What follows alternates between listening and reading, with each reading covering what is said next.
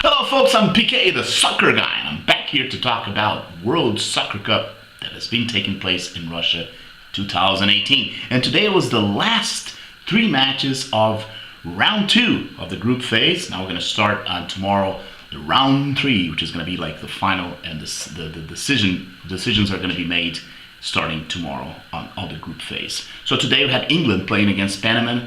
You got to remember the Belgian had just beaten Tunisia by 5-2. So the English need to score 6 goals against Panama. But as we know, as we had predicted, Panama is probably the worst, the weakest team in this whole World Cup. They had lots of old players, over 35, so we didn't expect them to do much. And in fact, the British just crushed them, destroyed them today. They started with Stokes with a head shot after a beautiful rehearsal play. Stokes scored the first goal at 8 minutes, putting the British ahead of the match. Then we had a penalty kick. The Kane just took probably the best penalty kick I've seen this World Cup, and we had many, so several penalty PKs during this World Cup. So minute 22, the British were already ahead by 2 goals. Then Lingard took a long shot, scoring a beautiful goal for the British, putting them ahead 3-0. Minute 40, Stokes again. They kind of abused of the head shots, even considering they have 2 towers with Torres there playing back there, the Panamanian duel, defensive duel, but the British scored another goal with the head shot from Stokes, and showing that the British supremacy in the match was absolute. Then 2 minutes after, after 45th minutes, at 47 minutes, 2 minutes of overtime, another penalty shot, and Kane took it and scored another goal for the British, giving the 5-0 lead upon the first half. Second half, the teams came back, and surprisingly enough, knowing that the British needed another score, they just started passing the ball, moving the ball around, trying to waste time. Minute 62, they scored another goal. Loftus-Cheek took a shot, and the ball kind of hit Kane and entered the goal. The referee, surprisingly enough, gave the goal to Kane, which I think was a big mistake. It was all played by Loftus-Cheek. Now Kane, considering that he took 2 penalties and scored the ball that hit him, now he has 5 goals. I'm sure Cristiano Ronaldo and Lukaku are not very pleased with the fact that the British now is the leading striker of this World Cup with 5 goals. So now the British had a 6-0. Instead of attacking and try to get to 7 goals, they started moving the ball. Seems like they just did not want to humiliate the Panamanian squad. 6-0 was good enough, and that's what they wanted. And then surprisingly enough, Baloi, who previously played for Brazil, almost Brazilian teams 20 years ago, scored a goal to slide attack. Surprisingly enough, 6-1 is the final score. And now the British are slightly ahead of the Diable Rouge, like the Belgian team, by yellow cards, a number of yellow cards, so that put the British ahead of them. So if they get a couple yellow cards in the match between Belgium, if they tie 0-0, Belgium will be the number 1. So the British made a big mistake. They should go and seek for another goal. And that kind of reminds me, why did the German team beat Brazil by 7-1? Why humiliate them so much? I think maybe the Germans are involved in that farce, which I'm sure it took place. So 6-1 score, that was the English victory now, and they play for a tie against the Belgians. Second match of the day, we have for Group H now, we had Japan playing Senegal, and people were kind of skeptical about these two teams. This is the group of death. As I mentioned, 4 teams are very even, very play the same level of soccer. One is more skillful, the others are faster, the other has more ball control, but they're all pretty much the same as I predicted in the beginning of the World Cup. But this team, Japan and Senegal, play a very good match.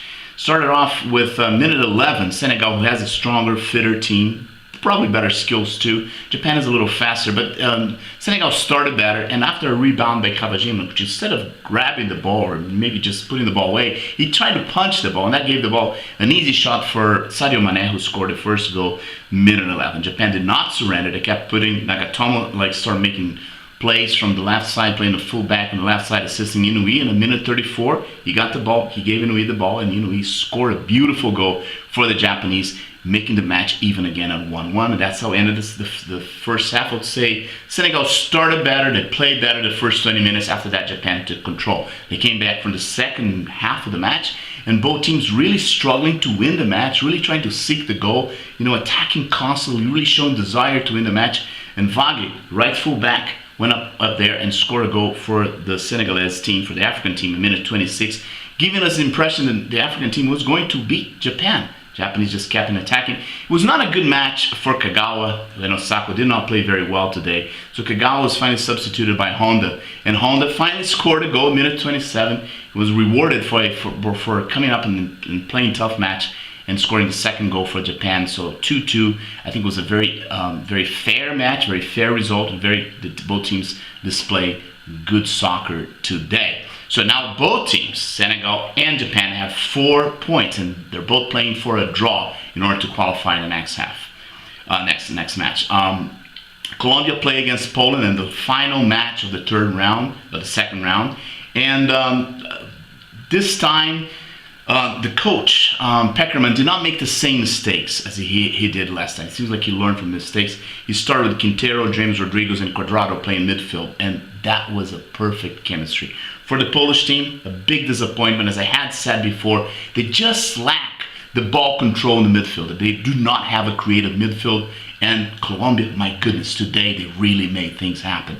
So they scored the first goal after a phenomenal cross by Rodriguez, who put the ball in the head of Mina, who scored the first goal at minute 40. But Colombia was already on the attack to score more goals. First half finished 1-0. I think that was by luck by the Polish team that could have lost in a worse way. Second half started. We expected the Polish would try something with Lewandowski. Lewandowski was just did not happen in the match, and the Colombians just start playing beautiful soccer.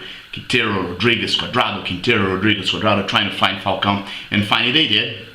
And Falcão scored a goal at minute 25th of the match after an amazing pass from Quintero, who put him right in front of the goal, and he scored the first goal. Remember that he did not play the World Cup last World Cup, because he was injured, so he was very happy to finally be able to score a goal for the Colombians, and they were 2-0. The match was pretty much over, but the Colombians started pushing. They wanted more, they wanted to score another goal, and then another amazing pass from James Rodriguez, and Cuadrado make the breakthrough, and was rewarding for Cuadrado. Also made an amazing match. So great match for Quintero, Rodriguez, and Cuadrado, especially Rodriguez, who showed that he's back, and it's going to help Colombians very much in this World Cup. They're going to play the last and final match against Senegal. We've got to consider that Japan is going to play a team, Poland, who's not just going to play a friendly match, just going to complete their participation in this World Cup. So Japan just needs a draw within a team that is already out. So they'll probably qualify. So it's going to be a battle between the African Senegalese against the South American team of Colombia. Tomorrow we have matches already for the third round. Saudi Arabia will play Egypt in a match that's pretty much a friendly match. The teams are both out. I would say the Egyptian team is better. They have better players. If Salah play, I'm not sure. The participation of Salah in this match has not been confirmed. If he does play, I think Egypt would have the upper hand and should prevail and win this match against Saudi Arabia.